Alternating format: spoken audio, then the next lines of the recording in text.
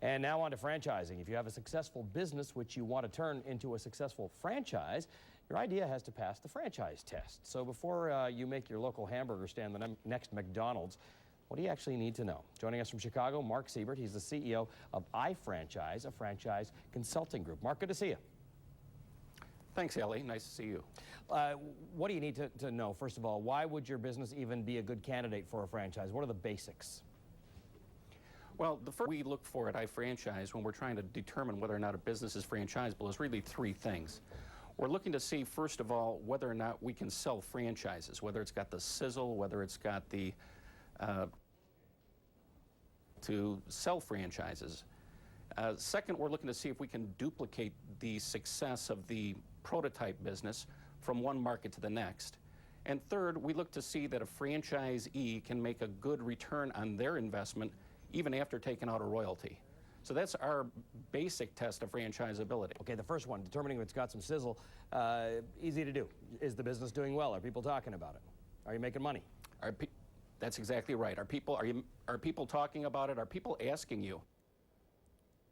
Franchise? Are people asking to buy your business as a franchise? That's a pretty good sign that people want to buy it.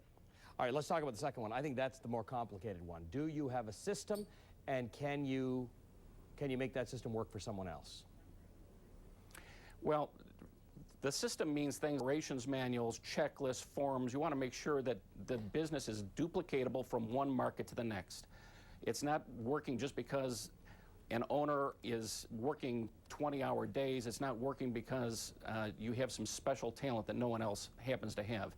It has to be systematized enough so that a franchisee with proper training can duplicate your success. All right, and finally, it's not going to be worth it if you go through this trouble to get a franchise. There has to be some advantage to the franchisee, and often that advantage is that they buy the system and they get a good... That's right. What we're looking for is a return, a royalty of about 15 to 20%, and that's return on investment. We like to think of a franchise very similar to the way we'd think of any investment. If I were to invest in the stock market, I might put in $100,000 into some stocks and expect a certain rate of return, 10% over a certain period of time. Mark, I'm expecting a return. We seem to be having a bit of a problem with the satellite, so I'm going to say thank you to you. We're going to take off on the information you've left us with and carry on our discussion. Mark Siebert is the CEO of iFranchise.